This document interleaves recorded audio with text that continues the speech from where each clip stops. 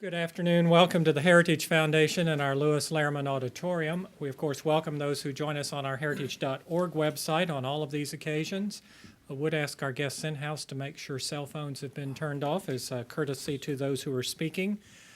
Even the speakers occasionally remember to do that. I was going to say, thank you. Our internet viewers are also, of course, welcome to send questions or comments at any time, simply emailing speaker@heritage.org. And we will post the program following for everyone's future reference, just checking on the Heritage website. Hosting our discussion today is Bruce Klingner.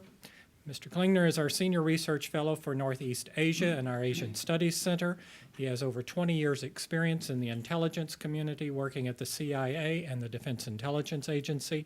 Before joining us here at Heritage, he spent several years at the global political risk assessment firm, the Eurasia Group, and served as its primary Korean analyst. He has also worked as the Director of Analysis and Senior Asian Analyst at the IntelliBridge Corporation. Please join me in welcoming Bruce Klingner. Bruce. Thank you, John.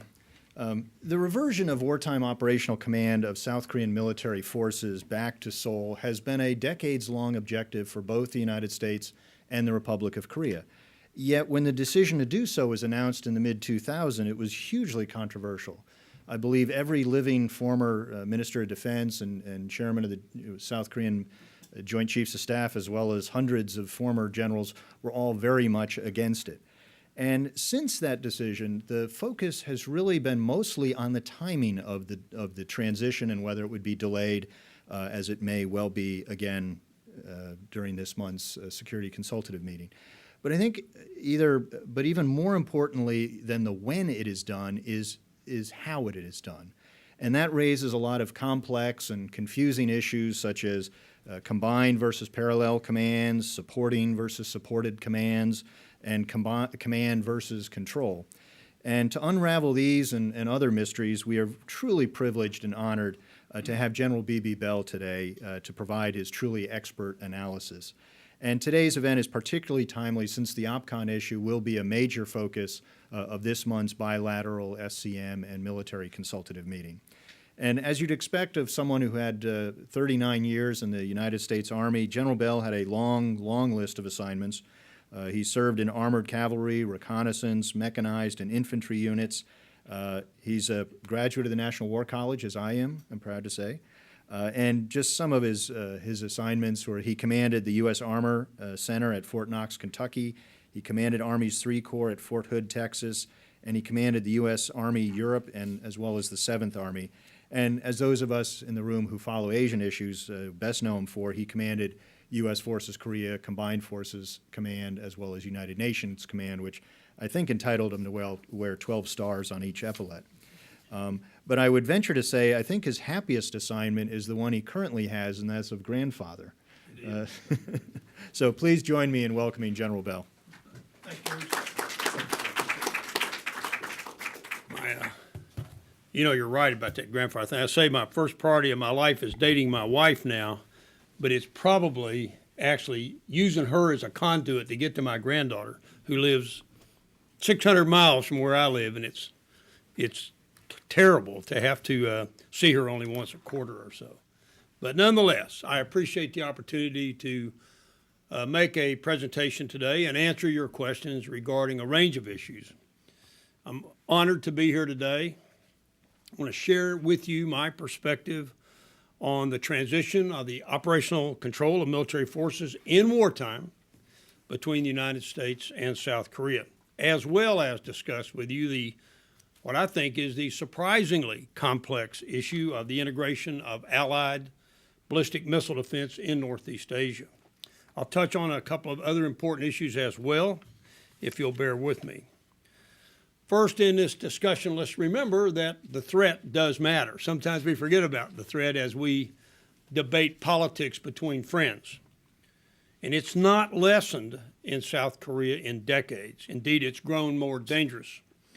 North Korea still represents a fully militarized society under the leadership now of a despotic and indeed perverted family cult bent on a cult's survival. There's nothing new there. You all know that. It longs to reunify the Korean Peninsula and the Korean people under its dictatorial terms and with massive military means if necessary. And it is paranoid and unpredictable. It has an army strength of over 1 million active duty members, most of whom are forward deployed in tactical proximity to the demilitarized zone.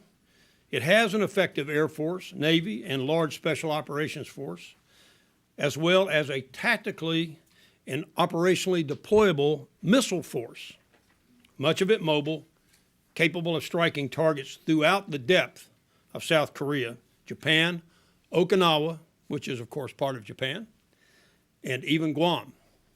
It is developing intercontinental missiles.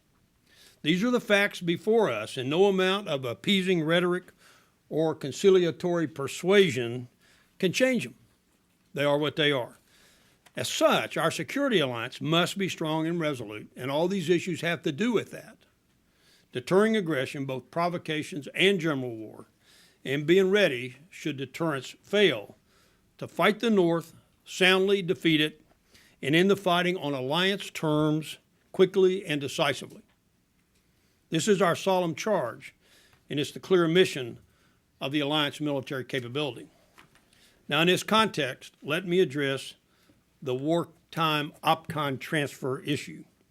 I'm sure most of you are well versed in the history and background of this long-standing issue of wartime OPCON transfer. Some of you may know more about it than I do. And remember, this is an issue of operational control. It is not an issue of national command.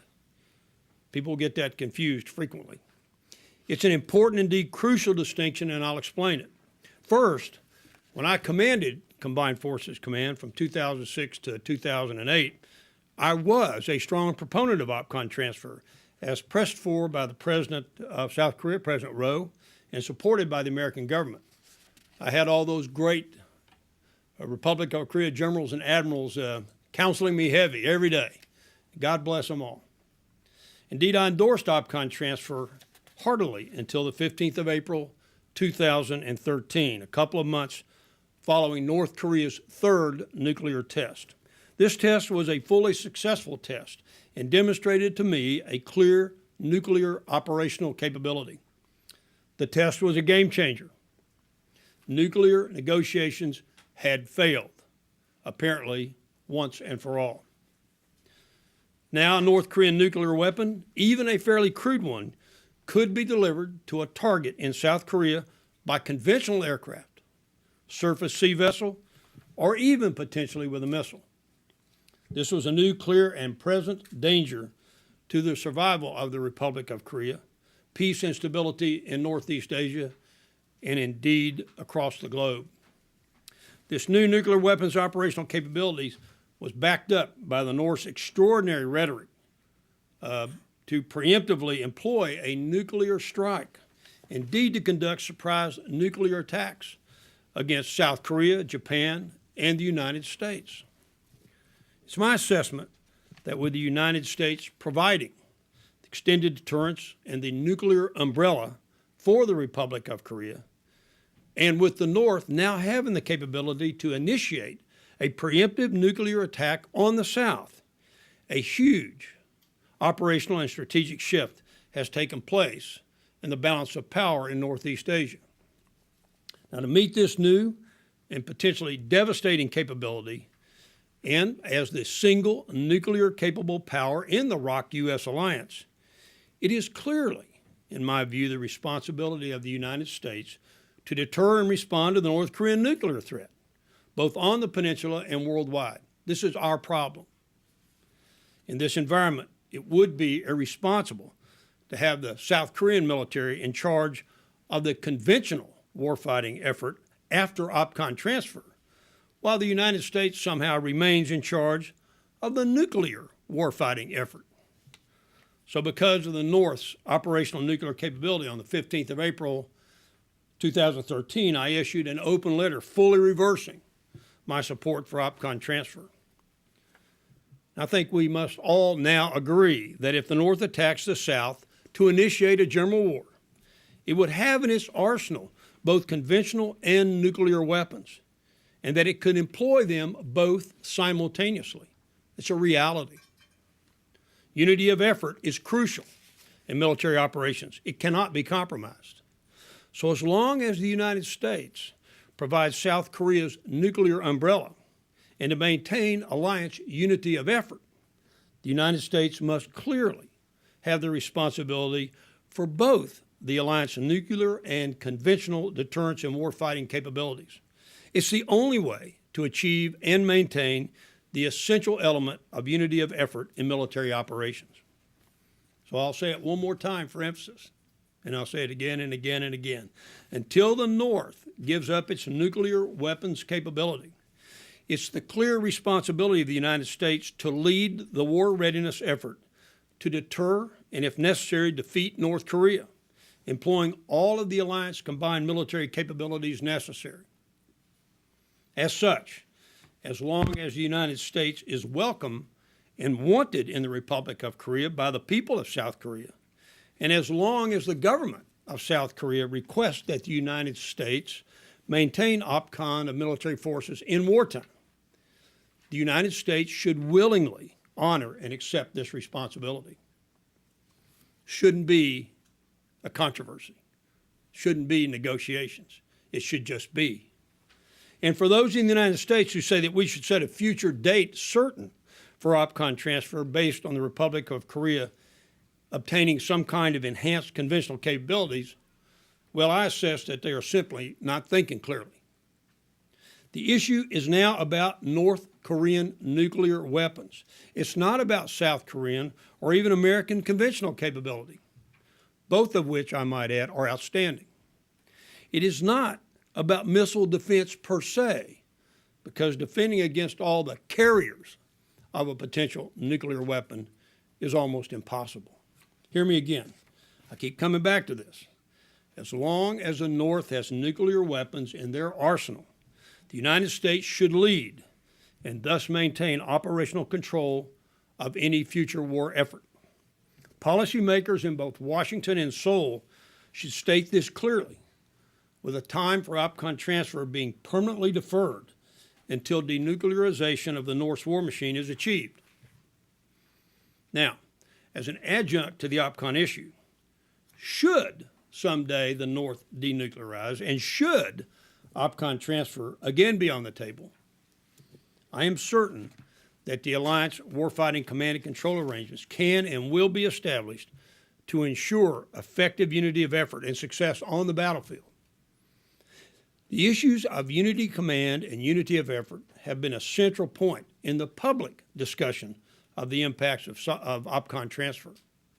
So let me point out that in allied and coalition operations, unity of command is seldom, if ever, achieved. Indeed, while it's desirable, it is far from necessary. The issue in allied military operations is one of unity of effort, not unity of command. Unity of effort is crucial. Indeed, today in Korea, with a U.S. general in charge of Combined Forces Command, American ground combat forces are routinely and in large numbers placed under the tactical control of Korean Army commanders who are empowered to employ them tactically on the battlefield. In this, the United States does not exercise direct control of ground operations, but defers this battlefield task to senior Korean Army commanders, who I might add are terrific. That happens today. Of course, and in accordance with national sovereignty, American National Command Authority is never ceded to the Koreans, thus ensuring that today American commanders have a national approval and, if necessary, a dissenting voice, or if you will, a final vote in operations involving U.S. forces. This would not change in a post-operational control transfer environment when a Korean general is in charge of the Allied effort. Because I've just stated, America never cedes national command to any foreign government. A future U.S. forces command, Korea or CORCOM commander would always retain national command authority and thus be responsible to ensure the doctrinally appropriate employment of U.S. forces, and he would always be armed with a final vote and a final voice in such issues. And don't forget that foreign governments never cede their national command prerogatives to America either. Never. They always have the last say regarding the employment of their forces under U.S. leadership. Such is the case today in Korea. And I can assure you I had many, many, many long and arduous discussions with the chairman of the Joint Chiefs of Staff of the Republic of Korea, the Deputy Commanding General of CFC, about how I wanted to employ Korean ground forces. And we always reached a consensus, but I never could or would have overridden them. It's just not done. Now, let me briefly address the congressional and public issue here in America of possibly in the future Koreans having operational control of Allied forces in combat, including those of the United States. If the Pentagon and the White House, maybe you guys, persuade or pursue an effective public information and awareness campaign, those who are concerned about the command issue should be more than satisfied. I'll say it again for some emphasis. While a Korean general will execute operational control of the operational plan and the forces in it, the United States will never cede national command authority over its service members to a foreign government. Neither we nor the Koreans do that now, nor would we in the future after OPCON transfer. And remember, after OPCON transfer, the U.S. would surely continue to place our ground combat forces under major Korean Army and Corps commanders, like we do today. We would also, like today, retain national command and thus have the responsibility to concur in all orders from Korean officers, and indeed have the authority and responsibility to veto any operational activity for which we have doctrinal, security, or professional concerns. Again, this is what we do today, and it is what the Koreans do today with us. We would do all this in the future. Let me give you a modern-day example of this challenge. The issue of national command is exercised even today in Afghanistan, where U.S. troops on the ground support Afghan operations led by Afghan officers. But U.S. commanders in Afghanistan always retain the responsibility to approve of or veto U.S. participation in any operation for which we do not agree. Again, we never cede national command of U.S. troops to any nation and will not do so following OPCON transfer. I've said it 206 times here in the last few minutes, so I'll be glad to address this further if you desire after I conclude. So enough on this issue right now. Let me briefly give you my perspective on missile defense in Northeast Asia. This is not a U.S. missile defense against an ICBM attack on the United States issue right now. That's not what we're talking about. That's not the threat right now. I'm talking primarily about missile defense in Northeast Asia. There is a U.S. mainland missile defense issue here, I realize that, but the most critical threat is to Northeast Asia and allied countries there. Keep that in the forefront as I go through this.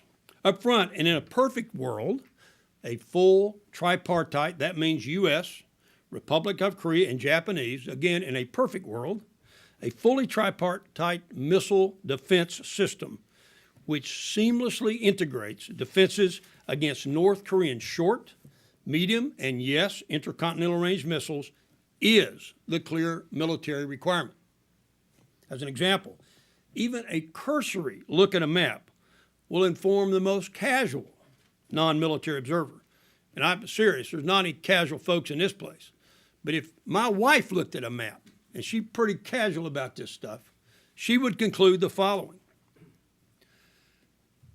The complexity today in determining if a North Korean in-flight missile is programmed to attack U.S. Osan Air Base in South Korea, the South Korean city of Busan, the U.S. Sasebo Naval Base in Japan, the Japanese city of Nagasaki, or even the U.S. territory of Guam is impossible for humans to do.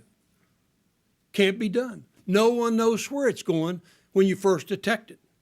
They're all lined up. It's a huge problem when only one in-flight missile is detected, and we can expect volleys of dozens of missiles simultaneously traversing similar trajectories, some shorter range, some longer range, but all in a confusing environment. Clearly, if each allied country, South Korea, Japan, the United States, is making its own assessment and developing its own attack response decisions which are required in seconds or even milliseconds, effective theater missile defense will have large gaps, decision inadequacies, training shortfalls, and stunningly dangerous procurement shortfalls. No allied country can go alone on this issue in Northeast Asia, not the United States, not Japan, and not South Korea. An integrated and joint and combined missile defense control capability is necessary to detect, track, sort, prioritize, and allocate regional and medium-range missile defense systems against multiple simultaneous atmospheric, supersonic North Korean inbound missiles. Nothing else will work. Allied land and sea-based radars must be fully interoperable and provide a single headquarters with a clear picture, tracking data, and likely terminal targets. Busan, Osan, Nagasaki. Likely terminal targets for enemy airborne missiles. Then the headquarters must allocate appropriate land or sea-based interceptor capability and defeat the attacks. Much of this must be done so quickly that only a unified response center can make the appropriate decisions. Now, that's in a perfect world. Let's talk practicality. Practically, however, I'm sure we all understand that this allied integration stuff is not easily achieved, or we would have already achieved it. Nations are sovereign. They have different histories, different and individualized national interests, unique political landscapes, different international relationships, and certainly somewhat dissimilar perspectives of the appropriate simultaneous approaches to North Korea, China, and Russia. This is reality. And, by the way, it's pretty normal reality between friends and allies. Know this, however, the North clearly understands the current inadequacies of and seams in Allied missile defense, and thus they continue to aggressively develop and test the full range of attack missile capability, tactical, theater, medium, and even intercontinental, all to exploit those shortfalls and inadequacies. They'd be dumb not to do it. The threat is real and it is imminent, and we are not collectively ready. It's time for the United States, the Republic of Korea, and Japan to effectively communicate to their citizenry the immediate and growing nature of the threat in Northeast Asia to their own lands, gain public consensus, overcome political complexities, and implement an effective Allied ballistic missile defense system. Few folks living today have actually been at the receiving end of a determined and continuous ballistic missile attack. I have. Perhaps some in England recall the V-1 and V-2 attacks of World War II. I surely remember the continuous Scud attacks of Desert Storm on Riyadh, a range of Persian Gulf targets in Israel. I was directly under some of those attacks. I've made the mad dash repeatedly to put on protective suit and gas mask, not knowing what would happen in the seconds to follow.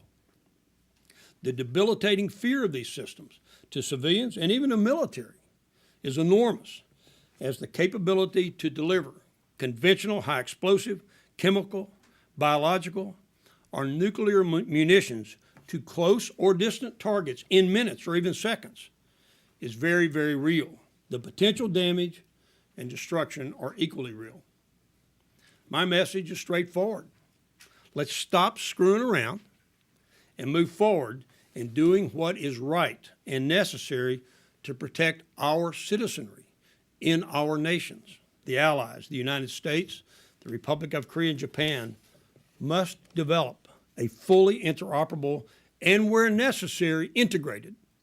Those are two different approaches. Fully interoperable and, where necessary, integrated Allied missile defense system in Northeast Asia to defend against the full range of North Korean ballistic missiles. And as part of this, I definitely agree with the United States deploying THAAD, that's Terminal High Altitude Area Defense Missiles, to South Korea. However, I equally, definitely disapprove of the American administration, our current administration, talking about and pressing for this publicly, as we've seen lately in the news media. Our diplomatic behavior, in my view, has been unconscionable. While I believe that most senior Korean security professionals understand the need for and desire deployment of THAAD, we must recognize that this is a complex issue for the South Korean public. As such, the South Korean government must quietly sell diplomatically the deployment of THAAD and all the missile defense requirements within their own government first, and then to the Korean people. For us to press the Koreans diplomatically and publicly in a public environment, as we've been doing, is simply irresponsible. We need to give them some breathing room. What we should be doing publicly, I might add, what we should be doing public, and not making announcements about we're going to deploy THAAD to South Korea, what we ought to be doing is selling this deployment to the Chinese and reminding them clearly that if they would only intervene with the North to reduce the North's offensive missile capability and terminate their nuclear weapons program, there would be no pressing need for THAAD. That's the problem. And I don't know that the United States is working as effectively with the Chinese as they ought to be. In fact, I'm certain that they are not. Finally, let me address another quick issue, the general security of military information and acquisition and cross-servicing agreements between South Korea and Japan. I want to state emphatically that regardless of the updated presence of these agreements or not, I am certain that both Japan and South Korea will support one another and the United States should either or both be attacked by North Korea. Like-minded governments come together quickly in times of crisis. They did that in 1950, and they will do the same today if necessary. The issues today during armistice are competing ones of first, public uneasiness regarding challenging historical realities, and second, the real no-kidding need to send a strong message to both North Korea and China regarding American, South Korean, and Japanese solidarity in curbing the North's unstable behavior, asserting strong and unshakable alliance partnerships. Signing the noted agreements in some form will send that strong message. I'm hopeful that both South Korea and Japan can move forward in resolving their longstanding historical differences, and as such sign meaningful security cooperation documents, and soon. Until these are accepted by their publics at large and thus become politically acceptable and then signed, North Korea and China will continue their aggressive attempts to exploit the issue and thus make gains in dividing our partnership, reducing our cooperation, and indeed creating fault lines and fractures in our mutual security alliances. The North Koreans can smell blood, if you will, and they're taking advantage of it. I call on the United States to help lead the effort to assist both South Korea and Japan in finding methods and language to close the gaps in their relationship and thus gain solidarity in defending against North Korean provocations, missiles, and war threats. Okay. I want to conclude my prepared remarks this afternoon, and I'll be glad to take your questions. Bruce, how do you want to proceed? That's all I got. Take it from the podium or sitting or Whichever you. Since I fell out of a deer tree stand the other day, my back is not well yet, I'll sit. Deer 1, bell 0. All right. When you ask a question, I'll call on you if you could just identify yourself and your organization. Sir. Yeah, I'm baffled by why South Korea, with twice the population of North Korea, with the sixth largest economy in the world, and North Korea, we're told, barely able to feed themselves, with a mutual defense alliance with the world's only superpower, why they feel the need for 30,000 American troops on their soil. You have emphasized the significance of the North Korean nuclear program. Do you think they would be willing to terminate that program in exchange for our removing our troops from the Korean Peninsula? Great question, sir. That was exactly my view back in 2006 and 7 when South Korean president aggressively proposed OPCON transfer. And there was a significant move at that time to reduce U.S. presence and to gain what they call strategic flexibility for those forces so that they could be employed elsewhere, even if they came back to that territory, like we do today in Europe. And that's a decent question about the capabilities of the Republic of Korea military versus the North Korean military. It is true that while the North Korean military is substantially larger than the South Korean military, I mean, everybody gets to play in the North, they do not have a very capability to sustain ground operations in an offensive attack. They don't. I mean, you have to have a very, very sophisticated capability to push forward with offensive operations. What they do have, however, is tremendous artillery and missile capability to create tens of thousands of casualties in and around the Seoul area, if not more. This has been a huge issue for the Republic of Korea, not that they couldn't beat the North, but that the numbers of casualties they would take if war broke out at the front end because of proximity was unacceptable.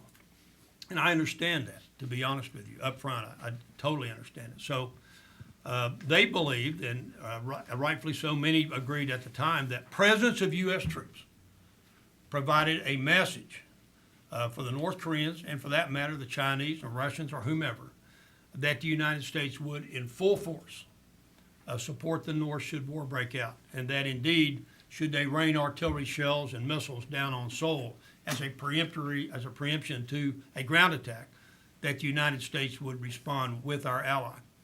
I think it's a moot issue now. I really do. I think the issue now is one of we have another nuclear capable power on this globe, and it is directly associated with a threat to all three countries.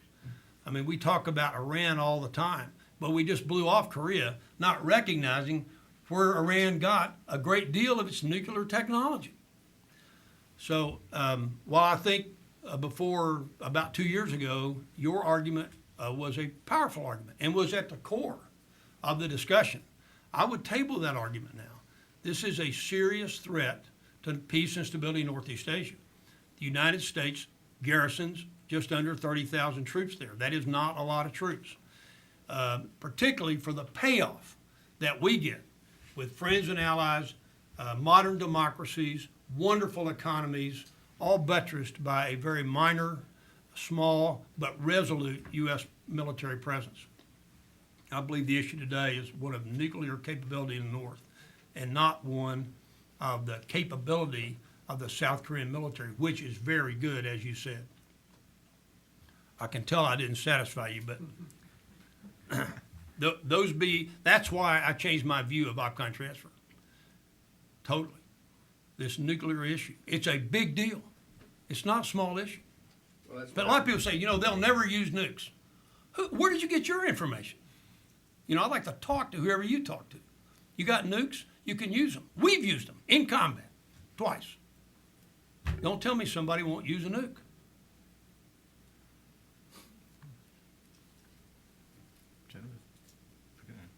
If I could throw perhaps a curveball here on sort of off what we've been talking about is landmines.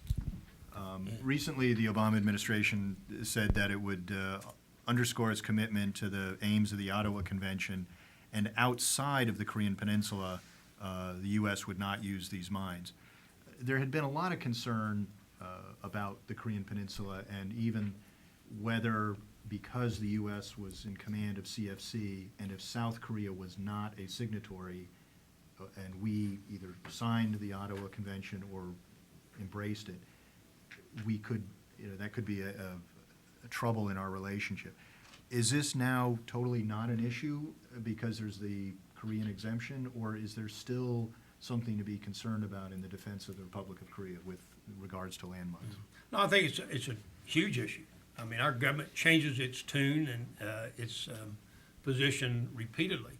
This whole issue of landmines decades ago, when our administration in those days, 20, 25 years ago, began to talk about reducing landmines and all the pictures of people being hurt by landmines 20 years after the end of a conflict, we began to aggressively work on aerial delivered mines that had a shelf life on the ground, so that you could say we have a good anti-tank and anti-personnel capability. It's on the ground when we want it, we put it where we want it, and we time it to detonate so that it won't leave a residual capability after the fighting.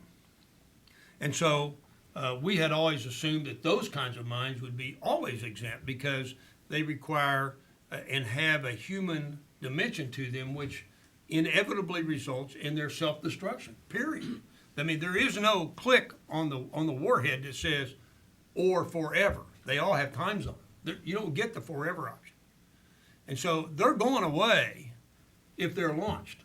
These ought not to be brought into the equation, but they are being brought into the equation, and the United States is being pressed hard to eliminate them. It begins to tell you the reality of the mine issue. While there's a true component of compassion with respect to civilian casualties in a post-conflict environment, this now is about reducing Allied capability so that we would be at a marked disadvantage in conducting ground operations. These aerial delivered mines are a good answer to the issue of civilian casualties in a post-conflict environment and should never be part of the discussion.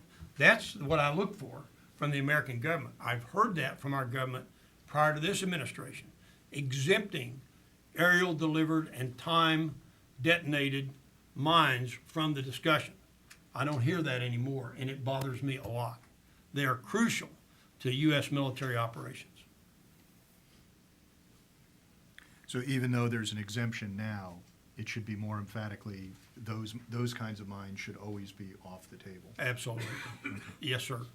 And instead of some policy decision, there ought to be a law passed and the president ought to sign it or something, as opposed to just whimsically one day deciding that the State Department will negotiate a little bit differently than it did the day before. It drives our allies nuts. They never know what we're going to do. Sir, right here in the front.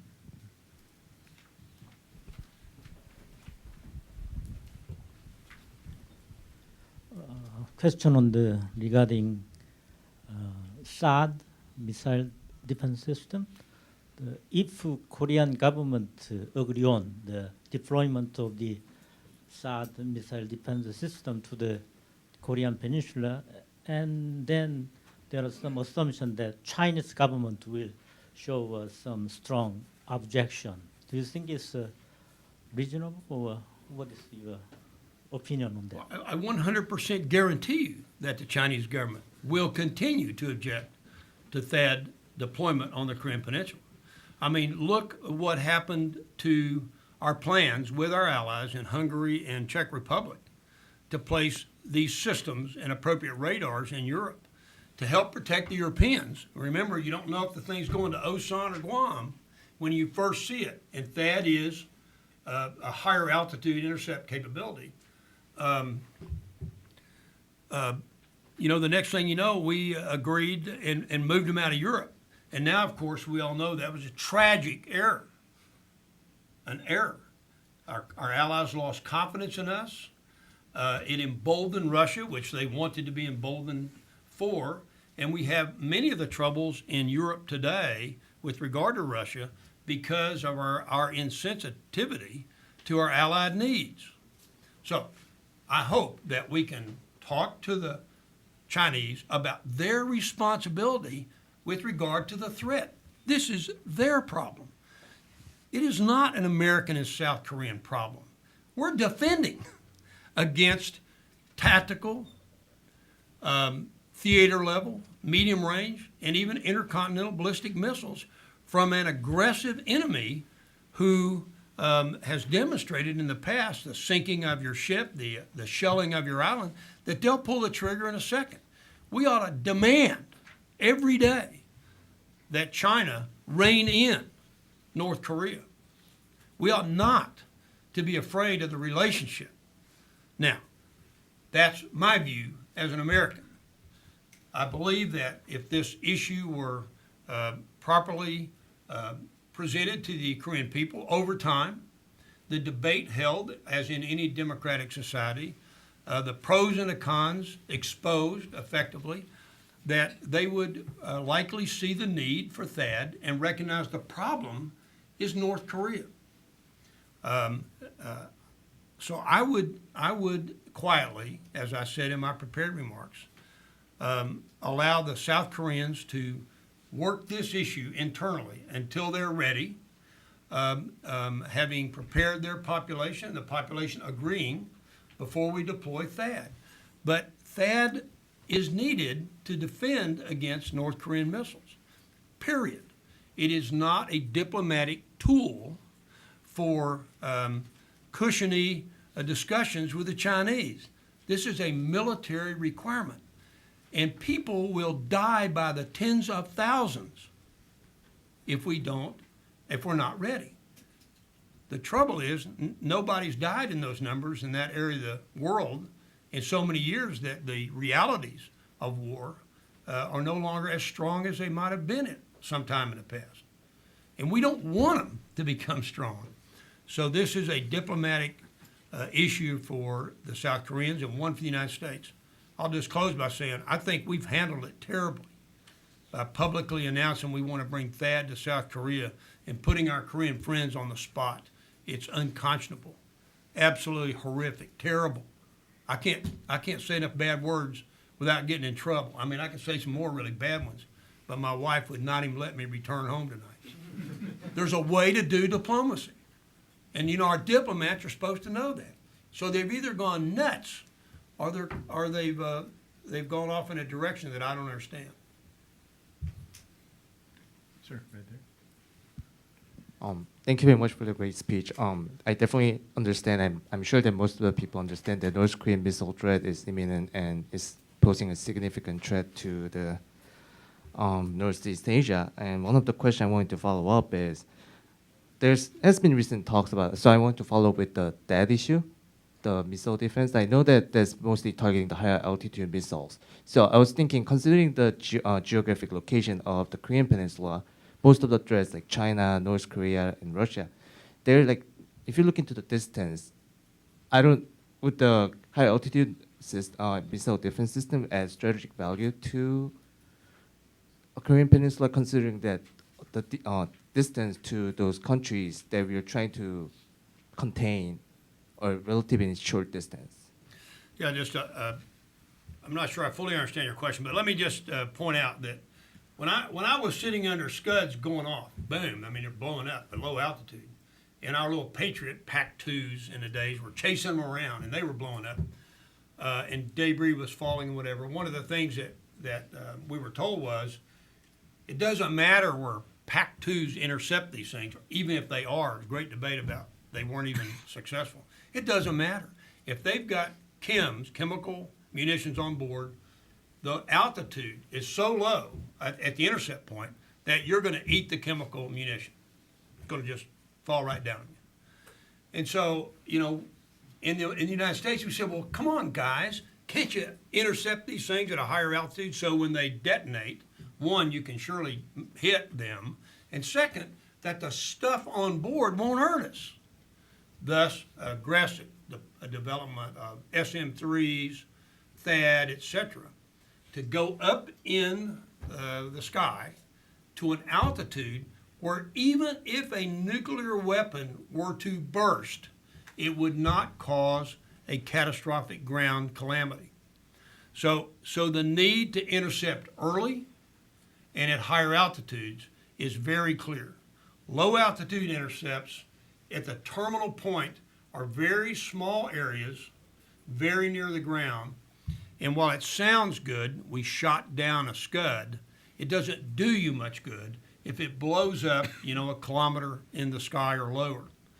So I think we have to be realistic about these missiles.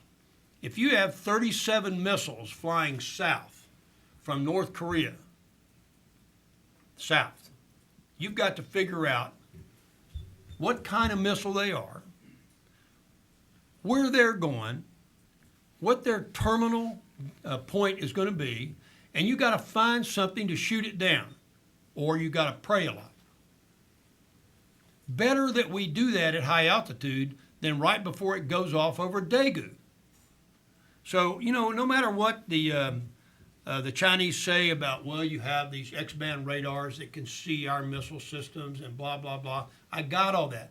Why don't they influence North Korea to take down their nuclear program? Why don't they influence North Korea to stop their ICBM development?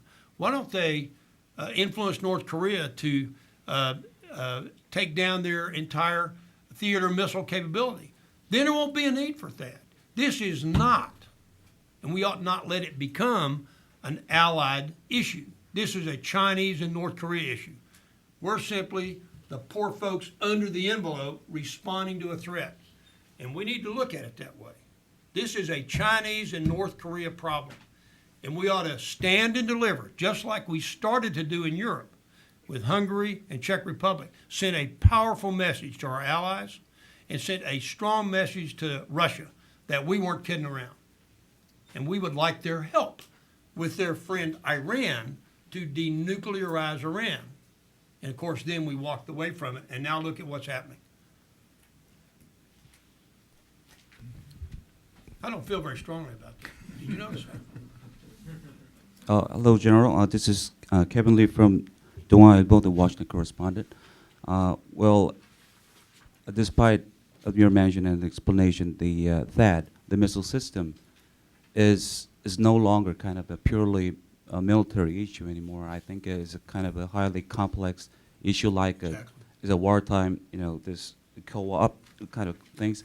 Well, actually, yesterday, during the parliamentary expansion of the government, the Korean Secretary of the Defense told the publicly, quote, like, if a U.S. government deploy the THAAD system, that will be very helpful for the current security and all the defense matters.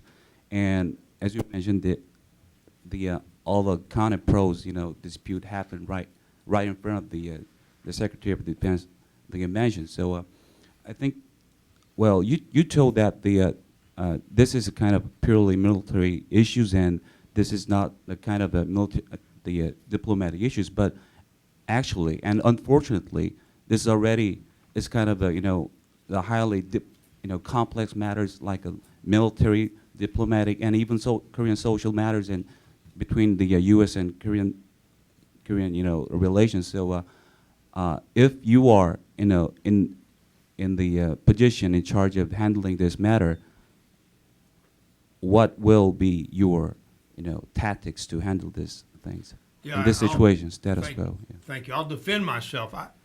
I gave you the military requirement, but then I did, I think, very clearly and succinctly recognize that this is a difficult issue in South Korea for the South Korean people, and that we need to quit diplomatically announcing that we want to deploy THAAD and give the Koreans time to work this with their public. So I fully understand and am sympathetic with the realities of the political environment in the Republic of Korea. We should respect that. And we ought to shut up about deploying THAAD, and we ought to go talk to the Chinese about deploying THAAD. That's what I would do. I would not negotiate this in a public forum. This is issues for good friends to discuss in private and then allow them both to go before their public and explain it in a way that the public understands and supports it.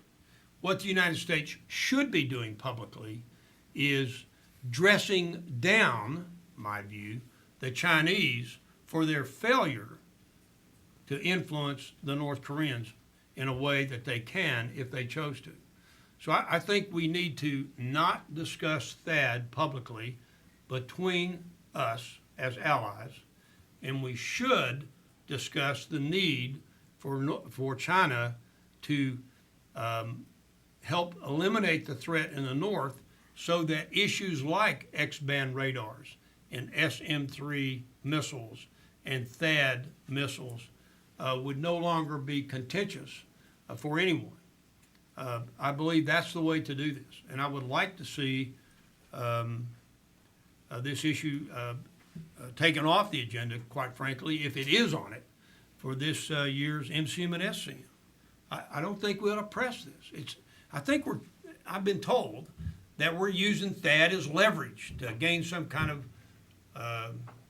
position with our South Korean ally. Are you kidding me? They're our friends. We don't need to do that. We can talk to our friends and come up with a reasonable course of action. But we ought not to be doing it publicly. That's all I can say. I don't know what else to tell you except that. Do you have a sense of the South Korean resistance or the controversy? Is it more the cost of what that would be given constraints on their defense budget? Is it the idea of, well, North Korea can kill us any number of other ways with artillery, et cetera, so sort of why bother? The China factor or the integrating with Japan factor? Bruce, I think it's all those. It is. I've talked to the South Korean leaders. I've talked to some of their public at large, just sat down and had a chat. And you get all those. And those are all fair issues, you know, that forcing cooperation with Japan. I hear that, you know, because an integrated defense system, causing China to become wary of the alliance and thus somehow penalizing or punishing South Korea through other methodologies, maybe fiscally, goods, trade, whatever. Just the notion that if South Korea and the United States cooperate on THAAD, that China will bring its heavy hand forward and somehow hurt the Korean economy. So, I mean, it's a full range of things. Every one of them, I think, is a legitimate issue to be discussed. I don't believe that any of those issues rise to the level of the threat, and that the allies, United States, Republic of Korea, need to make sure that everything that we say reminds all of our populations of the nature of this threat and the imminent capability that the North brings to bear, wherein their ground armies may not be as good as some people make them out to be. A dumb missile landing on Daegu, it doesn't matter who launches it. If it goes off and it has ammunition on board, it will cause damage. And North Korea has dozens and dozens and dozens of missiles capable of doing just that. And we're not even certain of all the onboard munitions capability, conventional, bio, chem, or even potentially nuclear. Don't forget, the best way to deliver a nuclear weapon to Seoul today is in the belly of an airplane. That's the way I would do it. I'd fly a low airplane and then come up with 500 other airplanes, drop the bomb. You don't need a missile.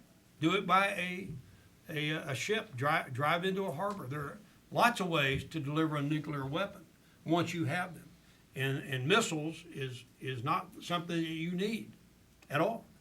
They're nice, but you don't need them, particularly when the threat envelope is so close. Just some little airplane, even a drone, conceivably could carry a nuclear weapon. So, I mean, this is a serious threat to the Republic of Korea. And in no small way, the United States is responsible because we led the nuclear negotiations for years unsuccessfully and in that context, allowed this situation to develop. I think we have time for one more because the general has to catch a plane. I do. I got to get out of town before I'm hung. Thank you, General. Jung Yabu from the ASEAN Institute. As a private citizen, I have a very limited information on the current status of the negotiation Terrific. between the U.S. and Korea about the postponing the OPCON transfer. And according to the Korean media, they are now discussing about, instead of like specifying the date of transfer, they are now discussing about the criteria that Right. South Korean government meets Right. to transfer the OPCON. But you mentioned that it's not about South Korea or the U.S., but it's about the threat from the North Korea. Right. So what might be the like best like posture that Yeah. how we like write on the document about when we can transfer the OPCON. Thanks. I think as this gentleman in the yellow shirt, sir, and I didn't get your name, I apologize. But as he said, this is not very much about achieving some kind of conventional capability with the South Koreans. It's not. They have a great army, very professional leaders, highly trained, very impressive. I've seen a lot of armies, my friend, in my life, a whole flock of them. This is a good one. This is about the North Korean nuclear threat, in my view. And so, as these negotiations go forward, if they make a statement, something about, well, achieving some kind of missile defense capability, which of course is something that you see bantered around, when South Korea's missile defense, independent missile defense, interoperable as it will be, comes online in 2020 or whenever, then we'll relook at OPCON transfer.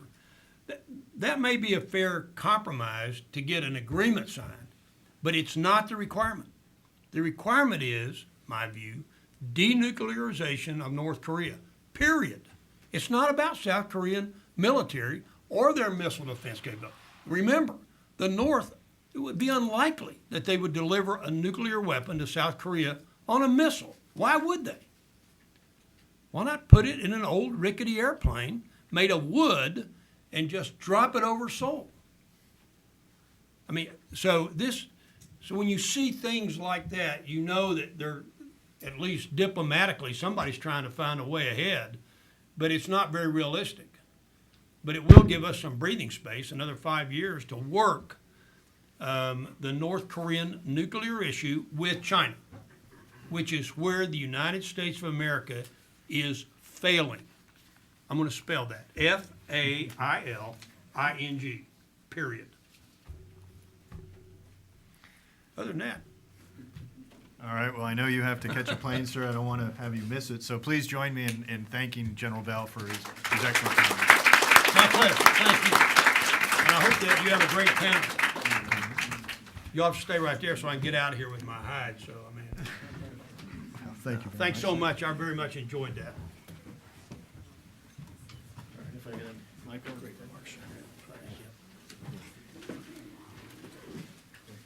It's my pleasure. Have a good rest of the day. I'll send a note, whatever. Okay.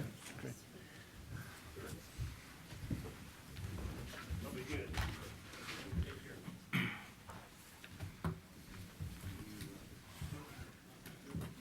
I think it's sort of tough going after the general. It's like being the warm-up band that goes afterwards.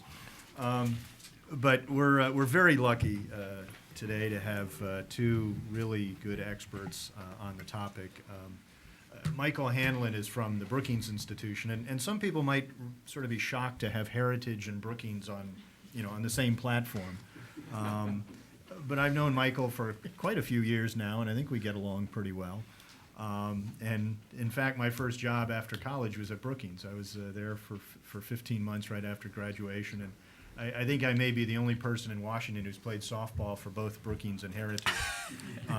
But far more importantly, Michael is really a brilliant analyst on a wide range of military issues, not only Northeast Asia, but Iran, Iraq, everything. And he's published a long list of title or of publications, hundreds of op-eds in major newspapers. He has a long list of titles, including 4 just at Brookings. But I'll just leave it as Senior Fellow and Foreign Policy Research Director there at Brookings. And then while Michael and I write about military issues, our other analyst, or other panelist, Dave Maxwell, has lived military issues.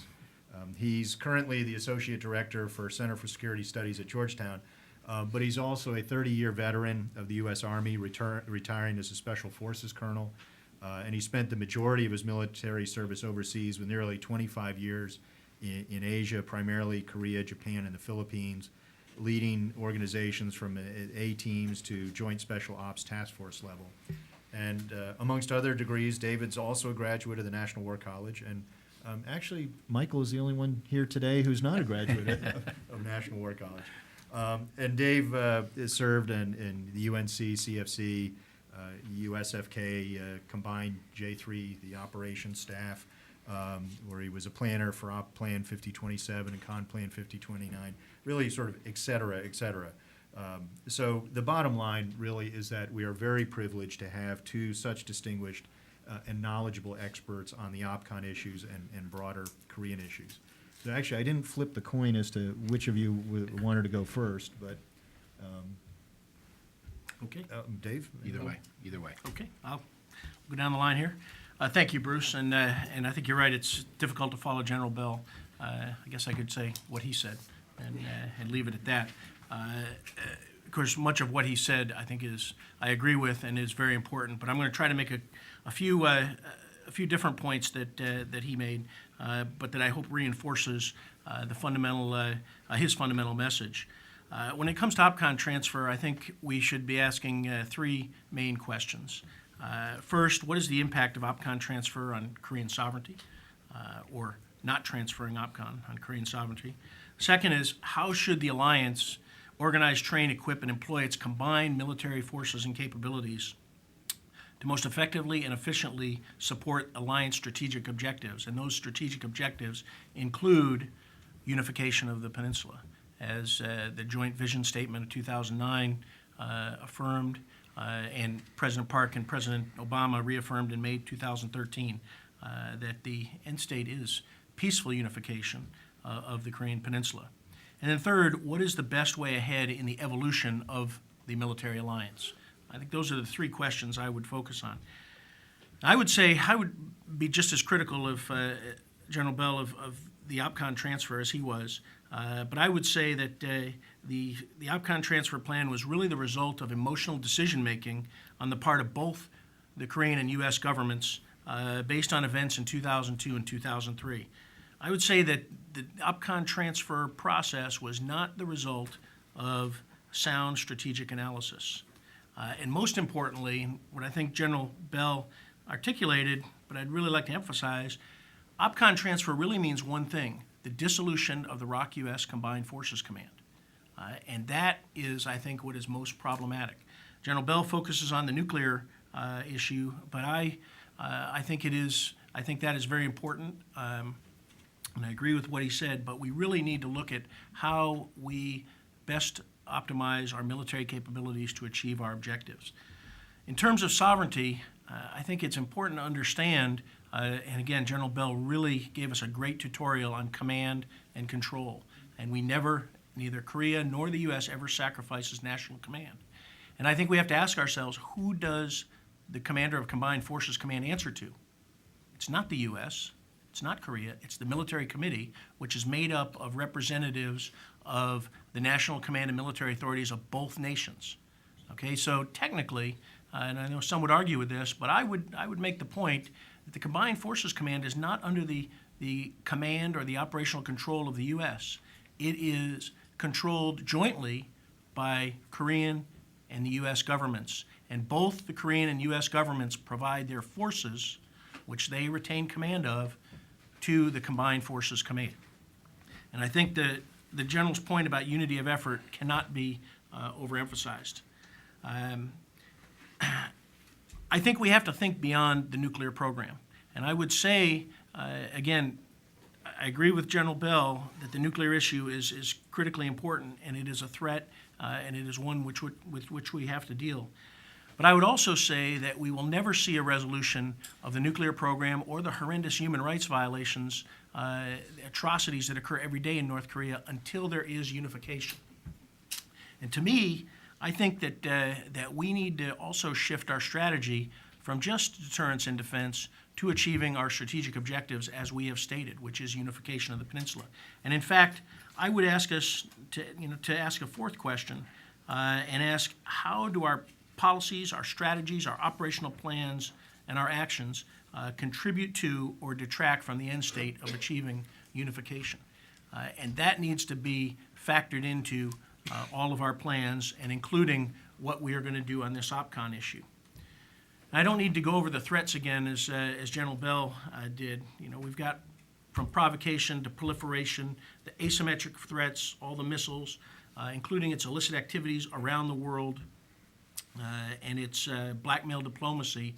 But let me emphasize the two catastrophic threats that exist beyond the nuclear capability, and that is war or regime collapse, or possibly regime collapse and war combined. And because of that, we need to have a combined warfighting capability that can really do four things. And the four major tasks are always deter attack, defend Korea, maintain the armistice. But during armistice, we must prepare for war and collapse while sustaining the strength of the alliance. And then the OPCON issue is really, instead of OPCON, let's look at how we should transform the alliance, how to make it better in order to achieve our strategic objectives. We don't know what is really going on inside North Korea. This past weekend, was certainly a shock to all of us, hopefully not to any of the diplomats and leadership in the Korean government, but surely those of us who witnessed that was certainly a shock to see the North Korean delegation come to South Korea. But I think, before we get our hopes up that there's going to be a dramatic breakthrough, we must still understand the North Korean threat. And one of its, understanding its strategy, understanding its objectives. And I think we know that survival of the regime is the vital national interest, but we also know that it wants to achieve unification on its terms, and one of its key elements of that strategy is to split the ROC-US alliance. I think we should ask ourselves, if we weaken our military alliance by dissolving the Combined Forces Command, if that helps North Korea more than it helps us. So given the complexity and uncertainty of the situation, what should we do? The first is always to maintain the strength of the ROC-US alliance. Second, I really think we need to stop talking about OPCON transfer and instead focus on, as I've asked the question, how do we best organize our forces to achieve our strategic objectives? Because the Combined Forces Command is not a violation of Korean sovereignty. It should not be a political problem because both nations contribute to the Combined Forces Command, and the Combined Forces Command answers to both nations. And third, we need to train our forces for war, but also the alliance must prepare for regime collapse and then lay the foundation to mitigate those threats inherent in regime collapse. And ultimately, whether it's war or collapse, we prepare and help our allies, South Korea, prepare for unification. So, in conclusion, the alliance is the vital part of success in dealing with North Korea. And in fact, I think the strength of the alliance gives President Park flexibility in her trust politique, and it is the strength of the alliance that provides that foundation for her to be able to conduct the diplomacy that she seeks to conduct with North Korea. And we should support that, and a strong ROC-US alliance will support those efforts. And I'll close with that. Great. Thank you, David. Michael. Thank you, Bruce and David, everybody here. And it's a real privilege to be back at Heritage and on such an important topic. So thank you. I also was very struck and impressed by the speech by the General and the quality of the conversation so far. I'll just try to add a few thoughts that are generally consistent with much of the same message. I think, like Dave, I would probably object to OPCON transfer on even more fundamental grounds than General Bell did. I was never a supporter at any stage of this concept. And maybe as a non-military guy myself, I was just trying to stay at the sort of military 101 level. General Bell could try to be a little more advanced and sophisticated given his long career. But to me, military 101 tells you you always want unity of command in any kind of dangerous situation, period. And when we say command, obviously, what I mean now is battlefield allocation of resources. So at a strategic level, yes, there can be and must be consensus at that level of command or that level of authorization and strategy. There must be discussion, there must be agreement, and the Blue House and the White House need to work together always. But at a level of allocation of resources and then control, operational control, my view is that there simply is never an argument in the face of a serious threat to weaken the simplicity and clarity of a command structure. So there may be situations where the fight is almost entirely local. So take Afghanistan. You can have different sectors, you can have different divisions be in control of one sector or another, because most of the danger there is going to be at the local level of a roadside bomb, and most of the actual fighting and intelligence gathering can and must be done locally. But even in that sort of a theater, you want one commander, because the way you have to make decisions on the allocation of scarce resources in some situations, and the way you do that is by having one person ultimately accountable and one person who has the right to make a quick decision. And modern battle happens fast enough that in a place like Korea in particular, we don't have room or time for confusion. So I don't worry too much about who has nuclear weapons when. There are practical questions about, sure, if you could get a deal with North Korea on its nukes and the only thing standing in the way of the deal were to have some OPCON transfer idea revived, you want to get into that sort of a diplomatic logic. I could assess the degree to which I would worry about OPCON transfer if we really could get rid of the North Korean nuclear weapons. So maybe General Bell and I, in a hypothetical debate or diplomatic engagement in 5 or 10 years, could imagine winding up in the same place. But militarily speaking, I stick to the military 101. You always want unity of control. And therefore, I would never favor OPCON transfer. Now, let me say a few more things about this, and you'll see that this is not just meant to be a preservation of the status quo. I could imagine the status quo changing in a number of ways, but I wanted to make that point. By the way, part of when I look through military history, I mentioned Afghanistan a second ago, when I think of operations where we haven't had the kind of clear command and control that we needed, of course, a famous example is the 1980 failed hostage rescue effort in Iran, where we just had one country, but we had 3 services, each of which sort of had their own prerogatives, their own roles. They hadn't properly trained together. There had been a breakdown in preparation, and a lot of the subsequent creation of the kinds of commands that Dave spent his career in and the evolution of that under Stan McChrystal and Bill McRaven in recent times was a response to the mistakes of Desert One, where you had too many sort of equal, horizontally non-aligned actors. They were all sort of equally important in the preparation for an execution of the raid, and it didn't work. So that was one example. If you go to World War II and you think about, yes, we had a number of specific theaters where specific armies and countries had certain roles, but there had to be one country and certainly one battlefield commander who allocated scarce resources. So Eisenhower had to think about whether we do an invasion of France in 1944 or whether we try to respond to Churchill's preference for an earlier European front. If you had had all of that sort of done by committee or done by sector or done in some other way, even back in World War II, it wouldn't have been a good idea. Part of why the campaign worked is because we had ultimately one chief decision maker in that situation. Obviously, there are different analogies that I could bring in. Not all of them are equally responsive here. In the case of a Korean contingency, the White House and the Blue House would have parallel political and overall authorizing decision-making power. But when you get to the military command and allocation of resources level, I think we need to have clarity. Modern battle makes this even more true, because imagine a sensor-to-shooter operation where you're trying to divvy up, either by zone, by function, what have you, certain roles for the Korean forces, certain roles for the American forces. But what about a artillery launch by North Korea, let's say from 20 long-range tubes simultaneously, and maybe some missile strikes simultaneously? We pick this up, we pick up the initial indications of the warning through a combination of radars on ground and satellites in space.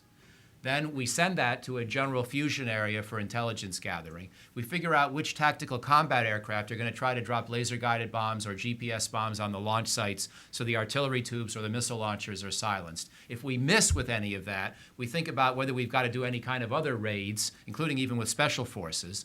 Where does it end? Where do you draw the clean lines such that these 4 things could be handed off to the South Koreans and these 3 things to the Americans? It just doesn't make sense to me. To the extent that you can have 4 different groups of troops do these 4 things and 3 others do these 3 things, fine. But somebody's got to be deciding who does what when. And it's got to happen very, very fast, because this is going to be in a geographic zone where the flight times of missiles and of airplanes are measured in the minutes. And you just don't have time to disentangle who exactly had what role when. So I just don't begin to see the logic of OPCON transfer. To me, it violated military 101 common sense from the get-go. And I can never say a good thing about it, I'm afraid.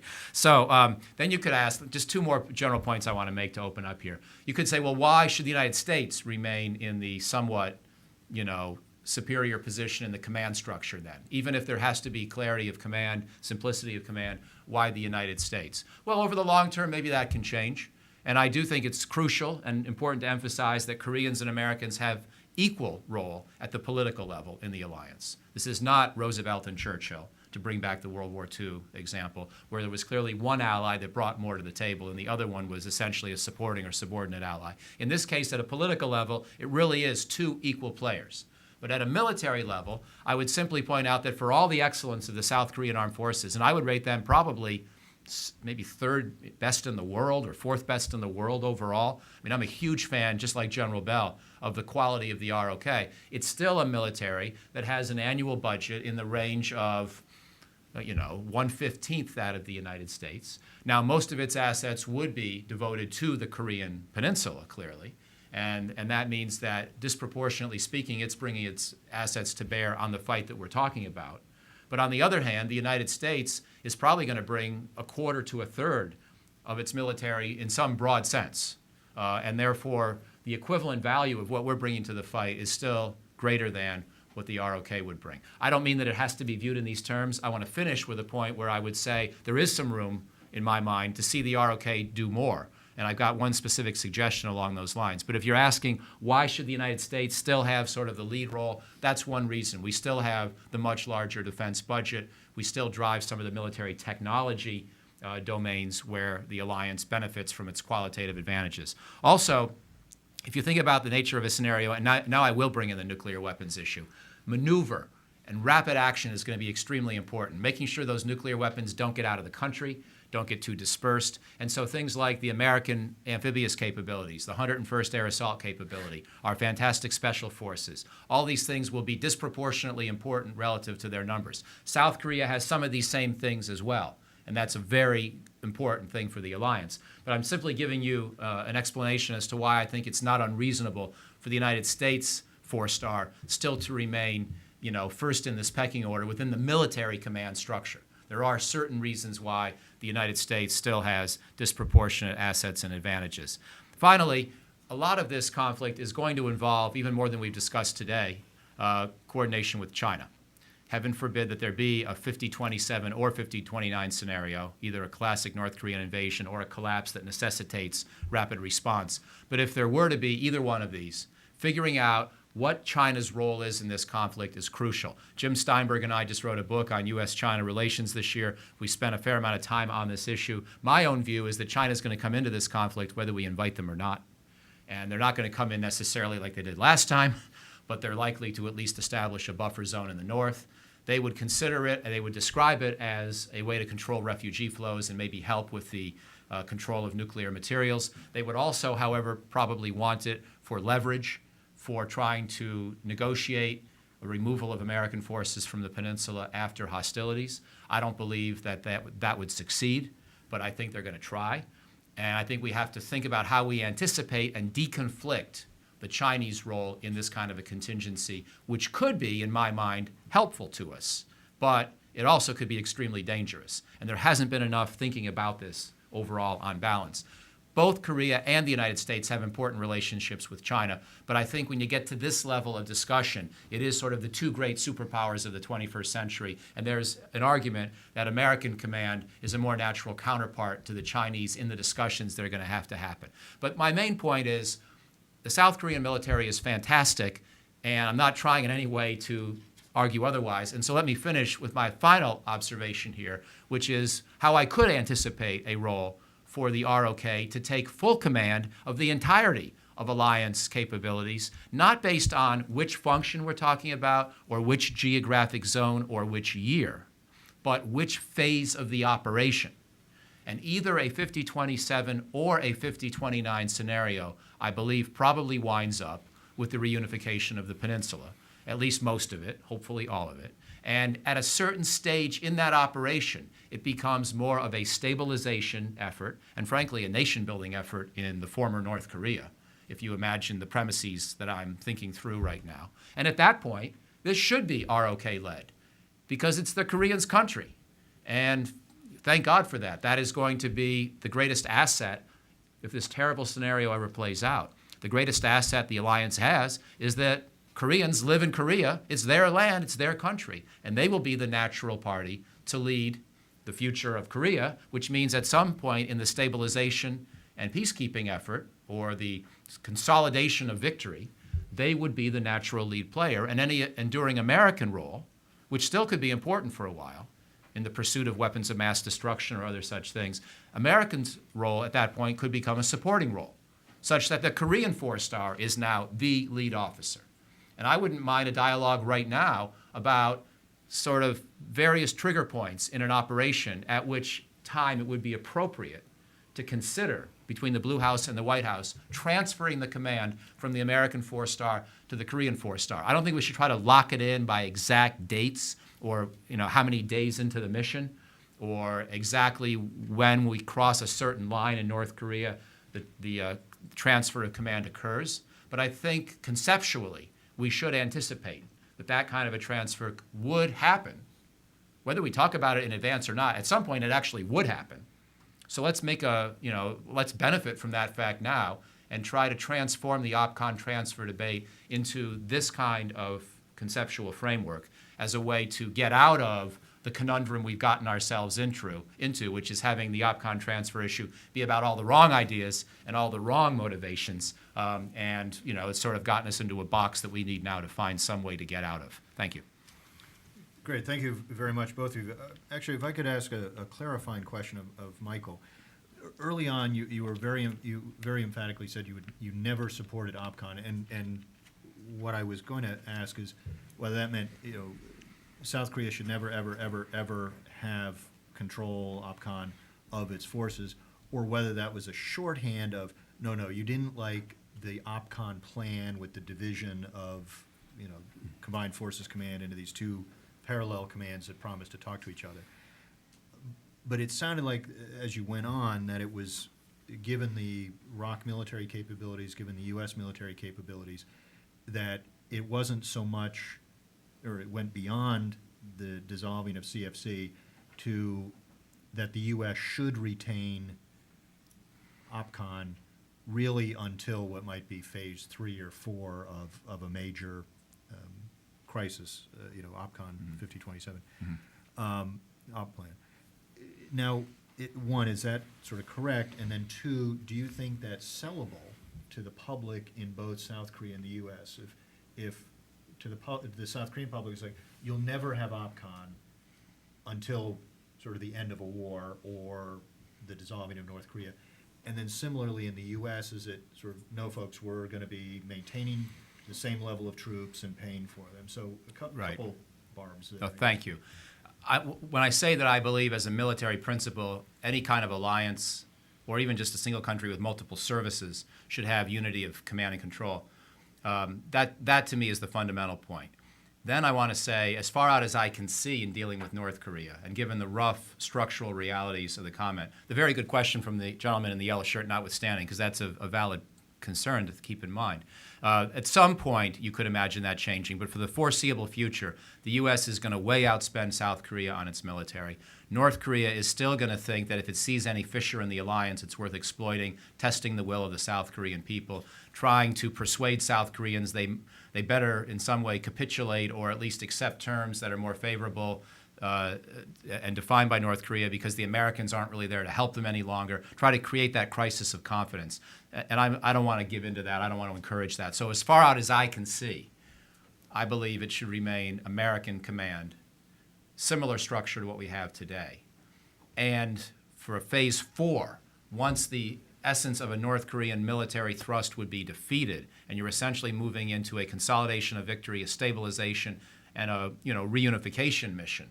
At that stage of the mission, it then can become an ROK command and controlled operation.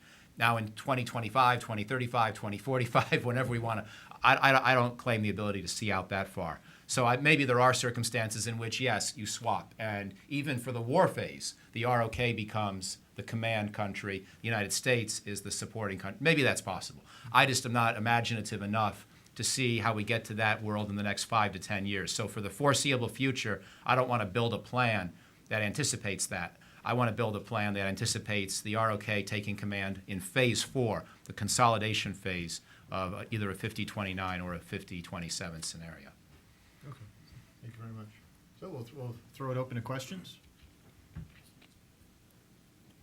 Sir? The man in the yellow shirt. Yes. I think that really describes me. Well, tell us your name this time. Ken Meyercourt.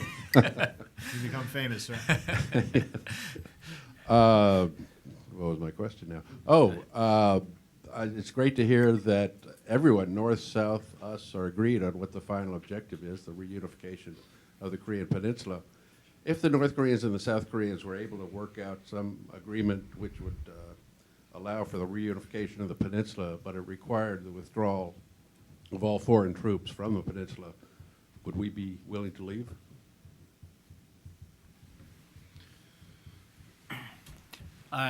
Can't speak for for how our government would view that, but I think if there was peaceful unification and it was achieved such that the unification led to a stable, secure, economically viable, non-nuclear peninsula with a government, a liberal constitutional form of government determined by the Korean people, there would no longer be a threat from the North.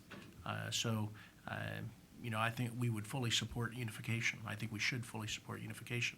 However, I would not make, and support as a precondition to those negotiations that U.S. forces leave the peninsula because I do not believe that we can trust the North to negotiate in good faith because they have proven that they do not act as a responsible member of the international community. And given their strategies and their history, I think that it would be very dangerous to split the alliance and give up the deterrent effect before unification was achieved. But once unification is achieved, then the situation changes. And the premise for the alliance with the threat from the North, the situation has changed. Now, whether U.S. forces remain or not, that's really a question for both our governments to work out, and whether the South Korean or the new unified Korean government wants to sustain the alliance. And I think that's something that after unification that our governments will determine.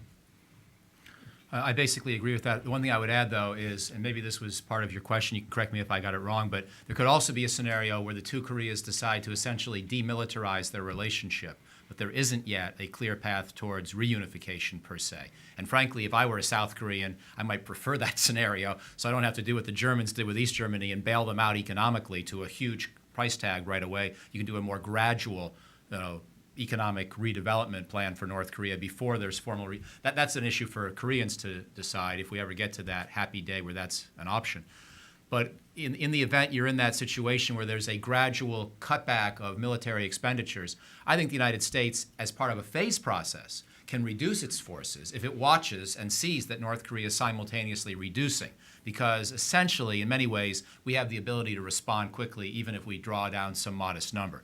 So I think we can be a little bit flexible in this hypothetical world that you're imagining where we do to get a multi-stage process going and to deal with Dave's concern that we can't assume North Korean goodwill or trustworthiness. We have to do this in a verified way. But we can contribute to a process by reducing our own forces gradually, watching what they do, and trying to encourage that process to continue. I would still much prefer to keep a modest U.S. force even once that process was complete. But I think the hardest question is, for me, what if Korea were reunified, and then we had to think about whether the United States should keep some residual presence, and whether the South Korean and North Korean people, as reunified, want us there.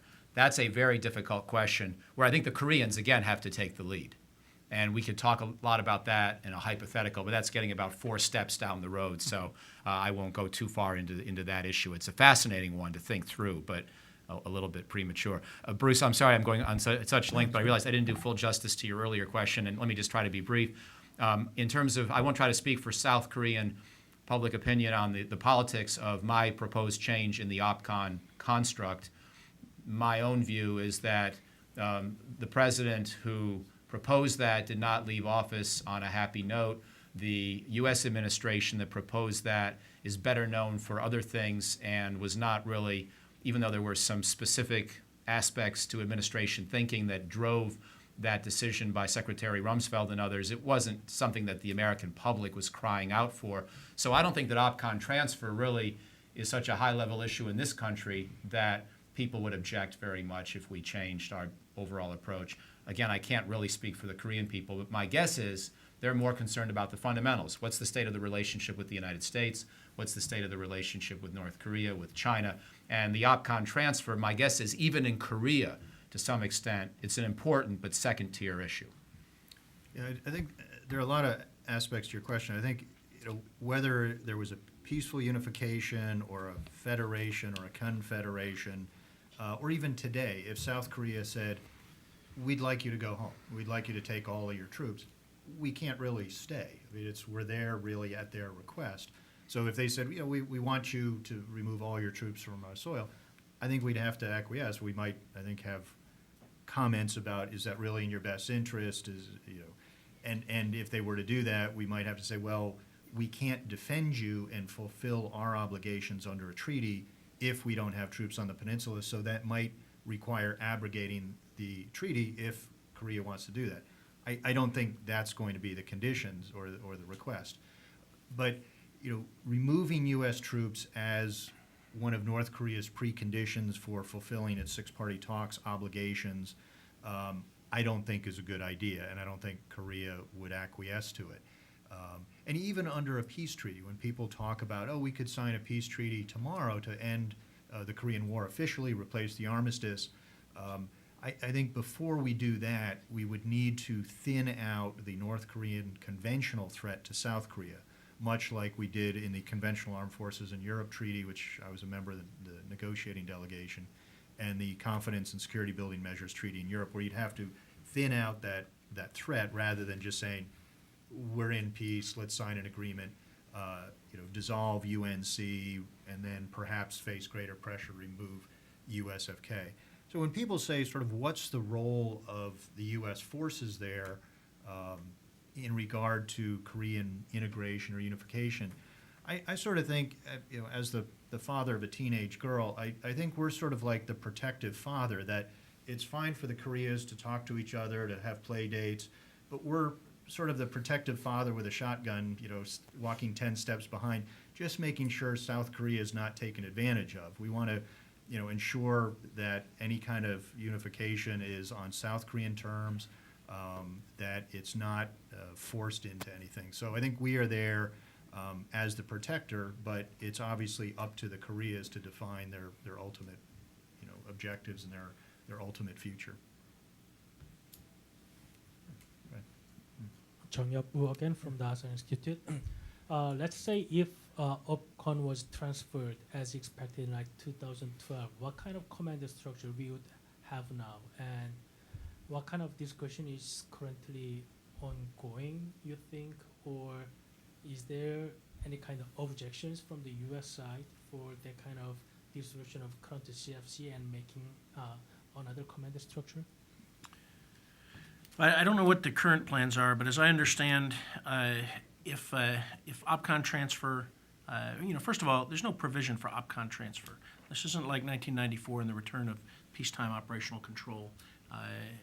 When OPCON transfer happens, it's the dissolution of the Combined Forces Command. Let's keep that in mind. So we dissolve the Combined Forces Command. The ROC JCS will have a single warfighting command, and they will become what's known as the supported command. The U.S., and General Bell alluded to it, at one time a plan was to establish a U.S. Korea command, different than USFK. And it would be the Korea Command, which would be a joint command that would be a supporting command.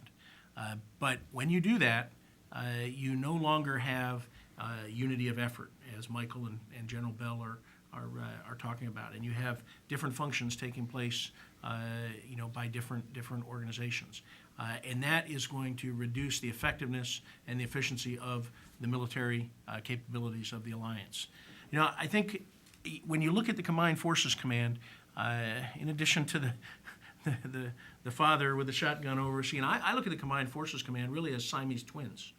And since it was established in 1978, both countries have brought together their strengths to really make the command very, very optimal. And when you split the command, you really have to make a decision on which command gets the organs from the Siamese twins. And chances are one of them won't survive. And those things are counterfire capabilities, command and control C4I, the air power capabilities. All of those get split, and you may not have two survivable commands when really the command together is much stronger than the sum of its parts. So I think that the Combined Forces Command is very important, but if it is dissolved, you're going to have separate commands. It will be harder to achieve unity of effort, and there's just no reason to do it from a warfighting perspective. It makes no military sense to split the best combined command really that's ever existed. And keep in mind that the integration at all levels throughout the command, there is side-by-side ROC and U.S. officers, living and working together, and that's what really has made the command, unlike any other command that we have ever been part of. Most combined commands that the U.S. Is part of, it's the U.S. is the central component, and other countries add on. The Combined Forces Command is truly matched person per person, from the top down. I mean, 2 4-star generals, 1 U.S., 1 Korean. And then the other point I would say about command of Combined Forces Command, the way it's structured, whether a U.S. general or a Korean general command it, it really doesn't matter because they're always going to be answering to the military committee.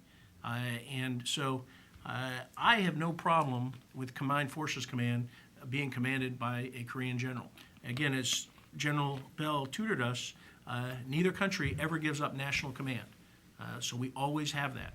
And so with a Korean general in command, I have no problem. I spent most of my time in Korea, when not at CFC, working with the Combined Unconventional Warfare Task Force, commanded by a Korean 3-star general, commands the U.S. and Korean Special Operations Forces in Korea. I have no problem with that, and I'd go to war with them in a heartbeat. And if there was a Korean commander of the Combined Forces Command, the command is such that it will be just as effective as if there's a U.S. commander.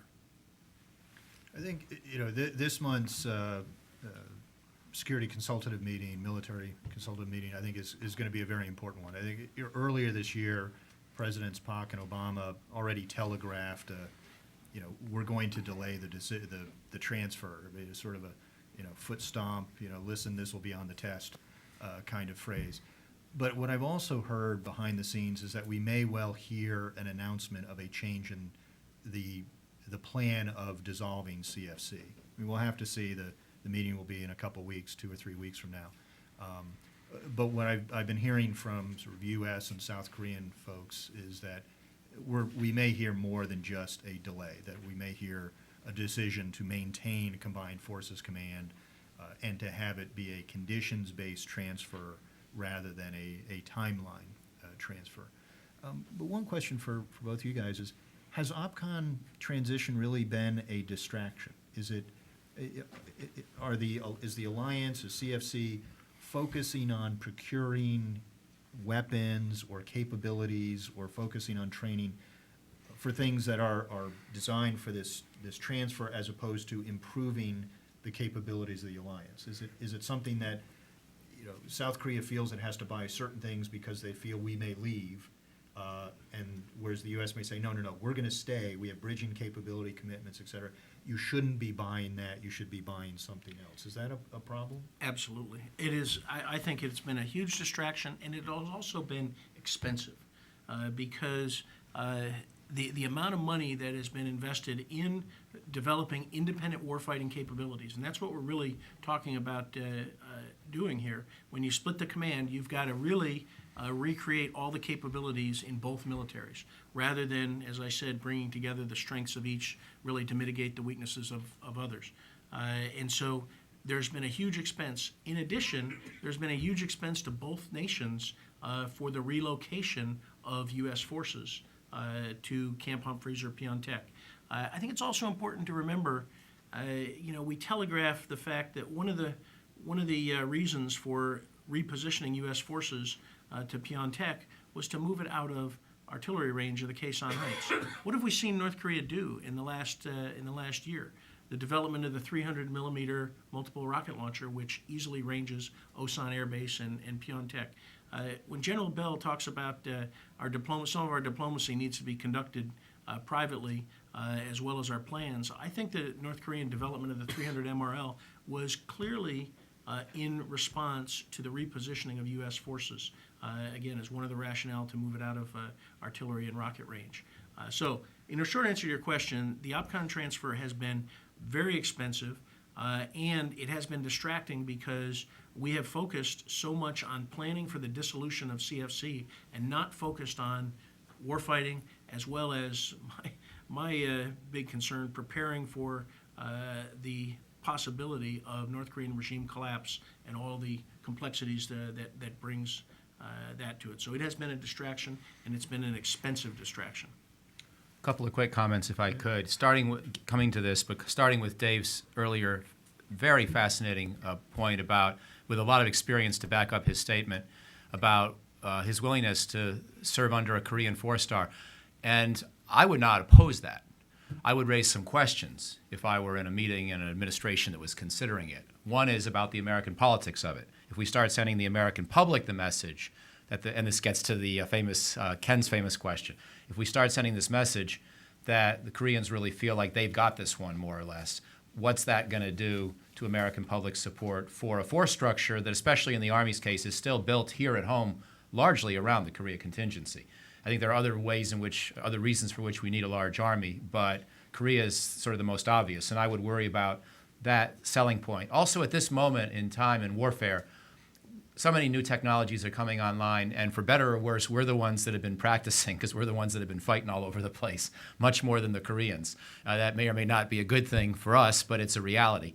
And so on top of having a $600 billion a year defense budget and an R&D budget that exceeds Korea's entire budget by 2 to 1, we also have been practicing in the field with this stuff. So at the moment, I would tend to say the American capability for using drones, missile defense, many of the other high technology capabilities that would be crucial in a Korea fight, we're probably disproportionately experienced. General Scaparotti's had other combatant commands recently, for example. And so I think personally, I would probably argue against it, but I greatly respect the fact that Dave put it on the table, and I agree with him that Korean generals and the military in general are excellent. And if there were any ally I'd be willing to have this conversation with and about, it is indeed the ROK. And then secondly, about your last question, Bruce, of other things we might have been doing with more focus if we hadn't been so caught up in OPCON transfer. And here I want to give a nod to South Korea's capabilities in areas of high technology. We really need directed energy missile defense. It's probably not something we can just throw money at and solve anytime soon, but it is a priority for the United States worldwide and certainly in East Asia. And just as we have now greater intensification of our joint efforts with the Japanese on certain existing missile defense systems, I would love to see ROK, U.S. joint initiatives on sort of the technologies underpinning directed energy missile defense. That's just one example. And maybe it wouldn't bear fruit for 10 years, but we got to find some better way to protect our fixed infrastructure and their cities. And it's a priority for both. That's an example of the kind of issue we could have been debating at all these conferences the last 5 years, instead of about which year we're going to do OPCON transfer. And then finally, this issue that I mentioned earlier that Jim Steinberg and I wrote about, and I'm sure there are a lot of views in this room about how we would do this, but what role for the Chinese in a future contingency? I just think we got to think this through. We got to war game it. Sometimes with the Chinese, sometimes without them, and think through all the things that we could accept they're doing, things we would try to oppose they're doing, whether any of this is worth talking about, whether it's just a Pandora's box, whether it's an inevitability. I don't know, but people don't tend to talk about it very much because we're talking about OPCON transfer, a bad idea whose time should never come. Do you have any more questions? In the back? I'm Shuji Maeda. I'm from the Embassy of Japan. We talked a lot about the implications of this OPCON transfer in terms of the Korean reunification or vis-a-vis China, but do you see other regional implications in terms of the U.S. regional engagement in East Asia, and particularly the presence of U.S. forces in Okinawa or other parts of Japan? Well, I think the presence of U.S. forces in Japan, I think that's a discussion between Japan and the United States. And I think that's, as the security situation evolves, I think our alliance partners, U.S. alliance partners and the U.S. will discuss, what is appropriate. Just because unification occurs, that does not necessarily necessitate U.S. forces leaving Japan. I think the Japan-U.S. alliance is, is based on the security considerations of both countries. And so that the unification of Korea doesn't lead to U.S. forces leaving Korea. It doesn't lead to U.S. forces leaving Japan automatically.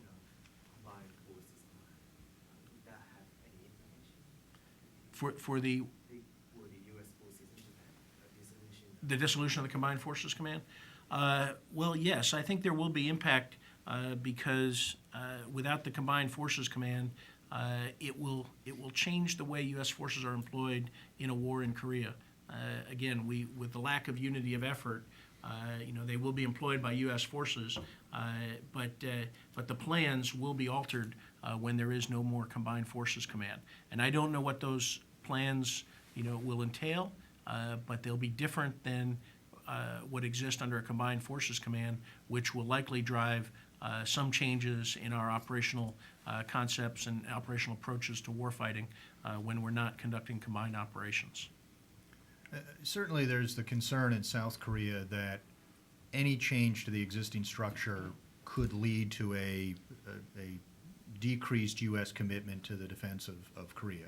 Whether we switch first chair, second chair violin, and the commander and deputy commander of CFC, certainly if you dissolve CFC so that you have two parallel commands, if you have a peace treaty with North Korea which would dissolve UNC because it would no longer have a purpose, and if you dissolve CFC, you evaporate UNC, you then have USFK, which then might look simply like an occupying army, and there would likely be increased pressure, I think both in Seoul and Washington, for a reduction or a removal of U.S. forces if there's the perception the war is over, bring all the folks home. So there is that concern in South Korea that it would lead to an unzipping of the alliance.